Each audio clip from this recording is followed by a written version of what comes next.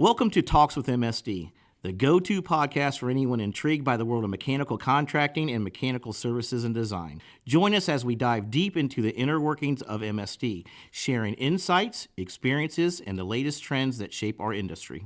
What's up, listeners? Today on Talks with MSD, we're hanging out with Gabe Oliva, who's pretty much a legend in our service department. Gabe has been with us for 3 years. Gabe has a knack for everything service, whether it be refrigeration, HVAC, whatever it might be in our service field. Gabe is not scared to tackle any of it.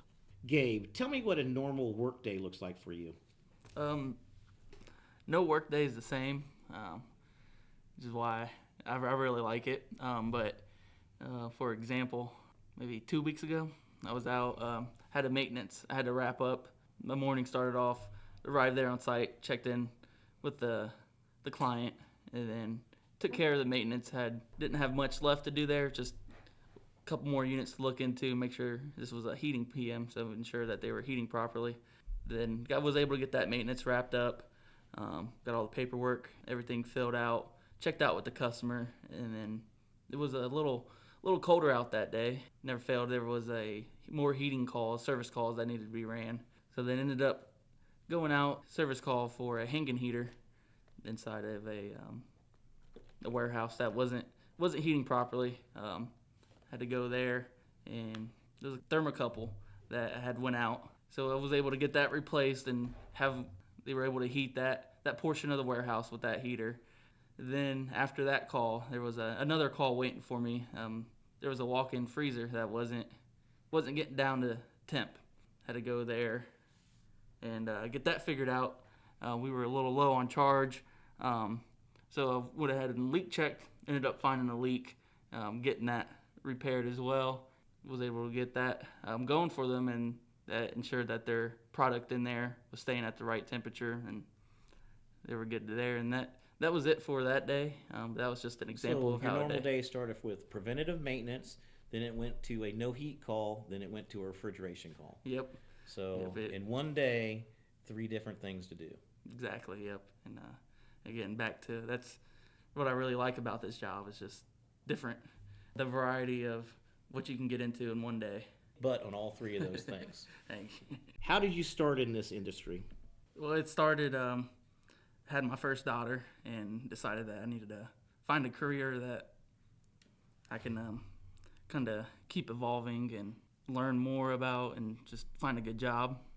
So then I looked into a technical school and attended that. When I was there, it was more residential style learning, and I knew that residential wouldn't really be for me.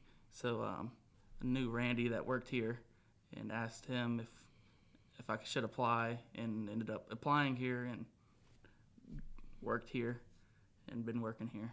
What do you like most about the service department? It's not the same thing every day. That's what I like the most. I like that it's not the same thing every day. Yeah, you don't do the same thing every day. You don't go to the same place every day. It's something different every single day. Our Christmas party, you received our Core Value Recipient Award. Tell us about that. Definitely was a surprise. Shocked me as I was there. Well, it shouldn't be shocking in any way at all. About Mr. Modest Gabe over here. Gabe is what I considered an all-around service technician. He will work on anything we have. He is not pigeonholed into one area or one type of equipment. He will absolutely work on anything. So not only will he work on it, he will actually research it also to get to the right diagnosis. And that's one of many things that makes Gabe a really valuable service technician. Not only just with fixing things and wanting to fix things, it takes more than just that. Gabe is very likable. He has very good soft skills, which that means he can speak with the clients, explain what's going on, explain what was wrong, explain what he did to correct the situation. Clients actually request Gabe when they have service issues. Gabe does very good paperwork also. So again, it's not all about what you can fix. You got to be the total package. You got to do good paperwork. You can fix everything all day long, but if you can't explain what you did, we can't bill for it. You got to have value for what we're billing for. So explaining what you did gives the repair value, which then we can invoice for what you did to make the repair. Not only does Gabe have a ton of soft skills, Gabe is taking advantage of all training possible. It doesn't matter if we're having in-house training with our NCCER training we have currently going on. Gabe participates in that. Whether it's on-site training or off-site training, Gabe participates in both. So just recently, Gabe went to Florida. Yep. Went to Florida and attended a Liebert training. Training class. That was, 3 days? Yep, it was 3 days. 3 days in Florida, which doesn't sound that bad, right? Yeah. How was that? Yep, it was nice. It was about Liebert units, specifically their DS systems, which I'm starting to see more of as new buildings come up, and you see them a lot in server rooms. There's a lot of information soaked in, a lot of it, and I've actually had to use the information that I picked up from that training, running service calls. Got a couple sites with those exact units, so it definitely has helped out. Makes it a lot easier walking up to the unit and seeing that call on the call log that it's a unit that I've a little more familiar with now, and it's not as intimidating walking up to it. Yes, that's one of the great things about MSD is they will get you the proper training needed to do the job that you need to do. You don't have to feel like this is the first time you've seen this particular unit, or the first time you're trying to perform service or anything like that. It's already you've been trained on it. You're familiar with it and familiar with what you need to do, and you also have good contact information that if you do need assistance, who you can contact to help figure out a situation. Exactly. That's another reason why I like the training, because there's a lot going on in this field, and there's never enough training. There's always something new that needs to be learned about a specific manufacturer or anything in the field. Yes, it's nice knowing a little bit about a piece of equipment before walking up on it. Exactly. Yes, it's nice being familiar. Going back to the Florida training, the Liebert unit down there, it was different mechanical contractors throughout the whole United States that were there for the training. The instructor was really well. He was very knowledgeable. He was around since Liebert first started up in the 70s. Yep, he actually knew the Liebert. I believe they were cousins that created the Liebert company, so he was very knowledgeable. Got his contact information, and he said he's hard to reach, so if I ever have any questions, I could definitely email out to him and get what I need with that. I know those guys respond more quickly to people who attend the training than people who haven't. Right. Yep. The Tuesday trainings, the NCCER training, those help out a lot. That's too. our in-house training. Yep, the in-house training. I like to every Tuesday take what we've learned for that class and just try to find it out in the field. Let's say past course was heat pumps, and it just made me want to look into heat pumps more. So every time I would go out to a site, would just spend that little extra time looking into the system and just really getting to know how everything operates and functions as it should. Yes, and here at MSD, these are all paid training. Yep. So you're 4 hours every Tuesday? Yes. That's a paid training, right? Yep. It's 7:30 to 11:30, and it's great training. Training instructors really knowledgeable. Yeah, Scott, so we're he's actually real good. paying you to learn. Yep. That's really good. When I was coming up, they didn't pay us to learn. Okay. So you're pretty lucky. We had to do that on our own time. Yep. But the off-site training, that was also paid? Yep. And I've been to another one in Chicago that was it was a training for the train manufacturer. Yeah. There's a lot of information there as well. Was that chiller training or boiler training? It was their rooftop units. Rooftop units? So an operating system? Yep. Learning their precedent system is what the actual name of the units were, and kind of got into the in detail of the different types, just how everything operates. Gabe, what do you do to make the clients feel valued? One thing that I like to do is actually get to know them, kind of build a relationship with them. That really helps, especially because we're seeing some of these clients every 3 months, quarterly, and just building off conversations from what we had 3 months ago, and that really builds up, and it. Maybe even like kind of personal questions, like if they're married, how long they've been married, if they have children, how many children, and Exactly, how yep. old they are. Yep. Just get to know them personally, then that goes a long way, because as we're there working on equipment, and communication helps too with what we find or what I find, and how I'm going to tackle whatever issue we come across. Whether even if I don't have the resources to get it going, someone within our company will be able to get it taken care of for them, and that shows some value to them that we can tackle anything within their facilities. Yeah, circling them back to where you get to know them. I really like when someone comes up to me and they actually, they know my wife's name and ask how she's doing. They know my children's name and ask how they are doing.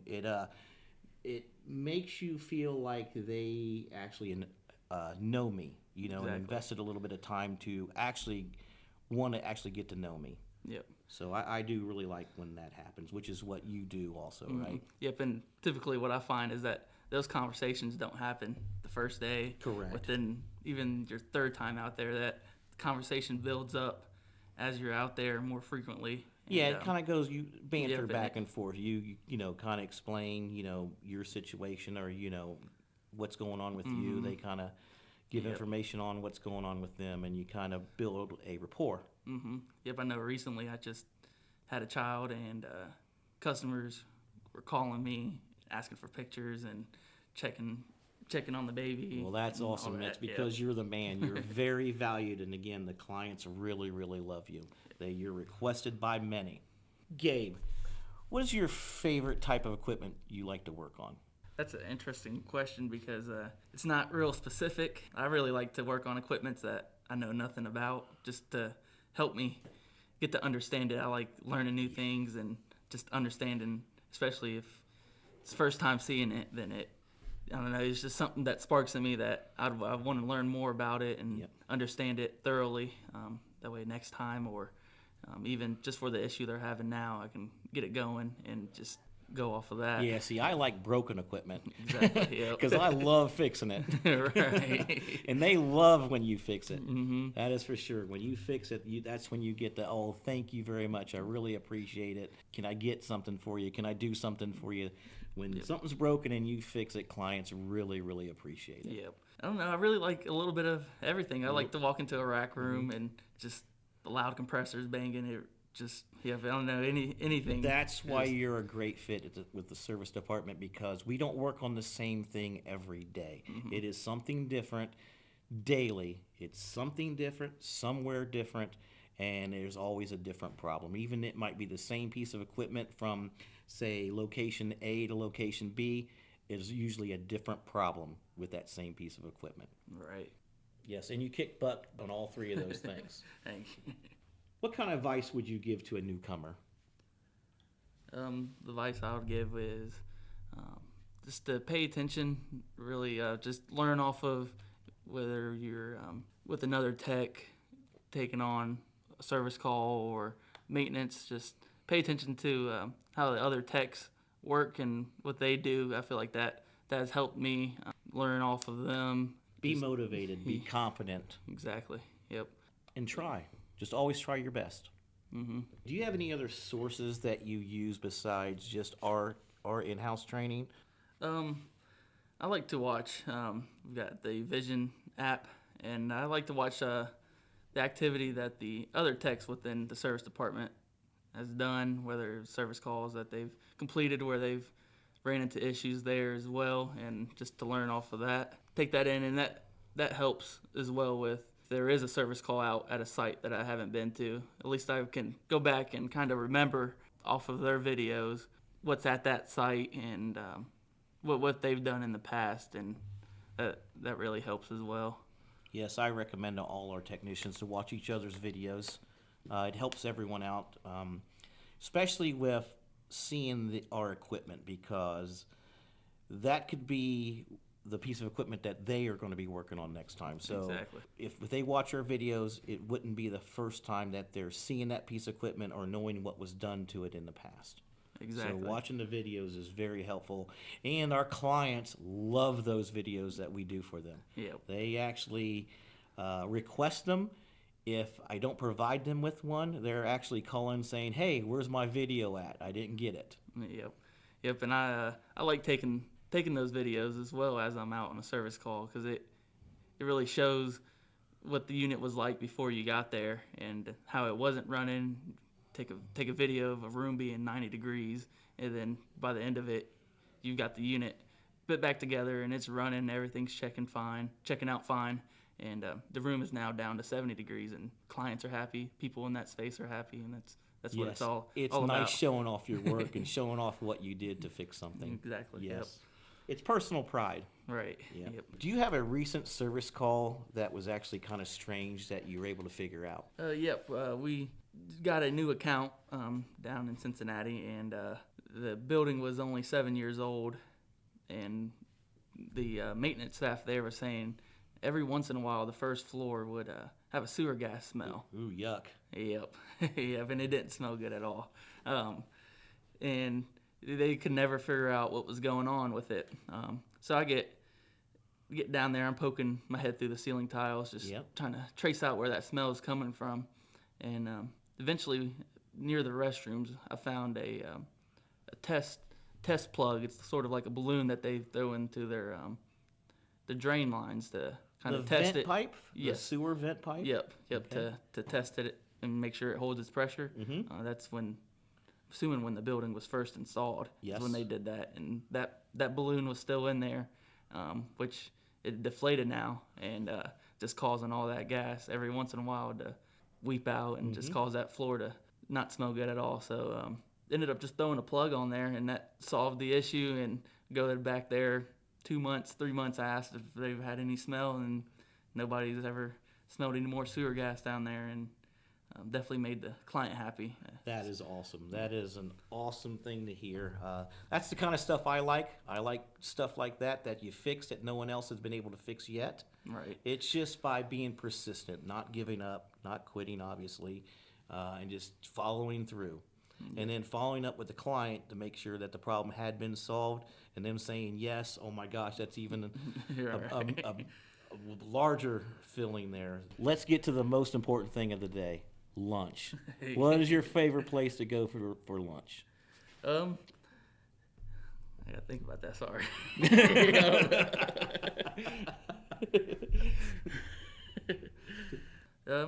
My favorite place to eat for lunch would be any chili place, really. Like the Three Ways with a little bit extra hot sauce. I like it spicy. Favorite lunch is the lunch you don't have to pay for? Yeah, when I'm working with you or anything like that. I don't even know where my favorite place for lunch is. My go-to place is Jimmy John's because it's fast. I can get in there and get out, and it doesn't hold me up very long at all. Okay. But as far as sit-down lunch, I don't do very many sit-down lunches at all unless it's for someone's like review or something. And I always let whoever I'm doing review for, whoever's review I'm doing, decide on where we're going to lunch. Okay. I forgot my favorite lunch is out when working with Randy at a job site. Yes. And, pulls out the portable grill from the back of his van and cooks up Randy some knows steak, how to do burgers, lunch. and Yes, he anything has like a that. grill and he gets everyone involved. Everybody brings something. Yep. Hamburgers, hot dogs, condiments. Mm-hmm. He gets it together, that's for sure. Yep. So that's on the big PMs, like I don't know, a big McKesson PM or something like that has a lot of hours in, and where there's going to be multiple people there. Okay. Yep. Yep. Yeah, nothing beats a lunch there. Beats a Randy Shoemaker lunch. There Right. Yep. Danny, what led you to your current position as a service manager? 100% love fixing things. So that's not a put on at all. You'd see a kid, maybe I'm going to say in high school, junior high, who just always has a baseball in his hand, throwing it up, catching it by himself. That would be me with HVAC. I was always tearing things apart and putting them back together. I mean, always, no matter what it was, I wanted to take it apart and put it back together. I actually found that whatever I took apart, I could put together. Didn't matter what it was. If it was automotive, because I've rebuilt a bunch of engines, I've rebuilt transmissions, everything of my car. I got this race car, which is a giant money pit. But everything on it, I've fixed that stuff, and I think that's why I'm very successful here. But as far as getting into management, I had a very good mentor, and his name is Don Berry. It's Don Berry Sr., because there is a Don Berry Jr. that works here at MSD, and it's actually his father. And Don Berry Sr., what a mentor. Not only with fixing things, showing me how to fix things, because when there was a time where I couldn't figure things out, he was my go-to, and he would definitely help me figure things out and help me get things fixed.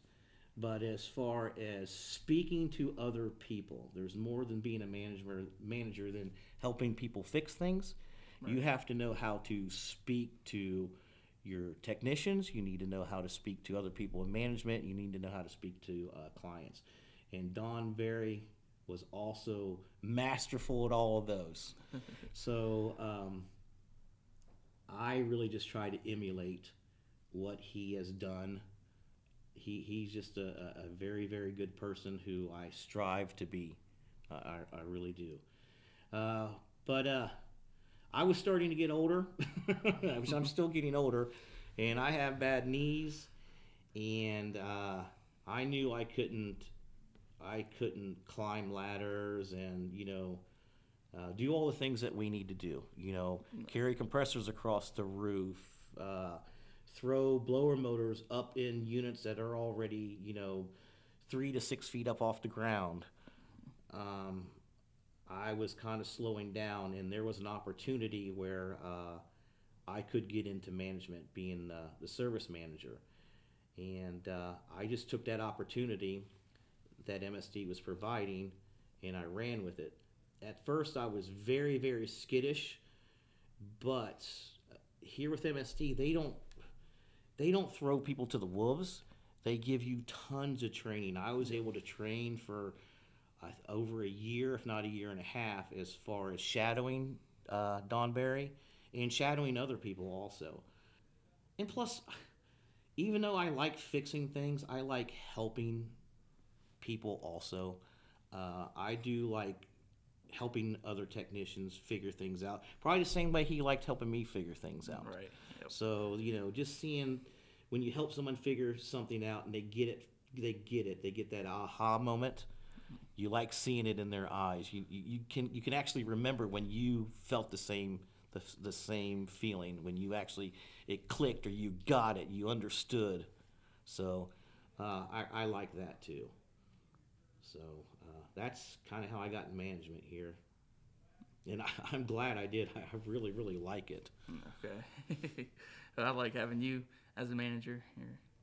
I'm pretty really nice, ain't I? Really knowledgeable, and every time I give you a call or a buzz with any questions or any concerns, you're able to help me out and help me get it taken care of, no matter what it is. That's what I like to do. I like to help everybody out. Yep.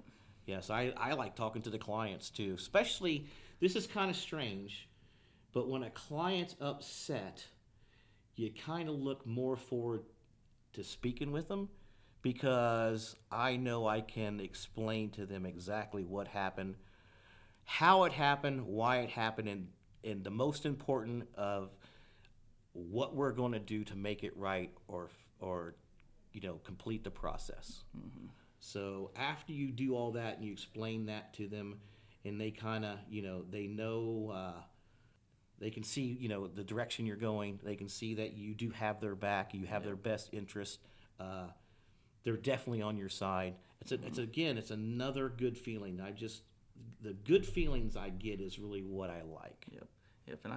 And example of that I seen from you is St. Rita's. The Leo and Kevin and all the maintenance guys down there, they love you all. Every time I go there, they're talking about Danny. Danny needs to bring him a Yeti cup. I hear that all the time down there. You know? Well, that's they love from you, knowing you know? people, like you say, Exactly. knowing them personally, Yep. knowing what they like to talk about, knowing what they like to do, knowing their hobbies. Right. Yes. Hey, Gabe, thanks for coming in and being part of this podcast. Thank you for having me. Thanks, everyone, for listening, and stay tuned for our next podcast.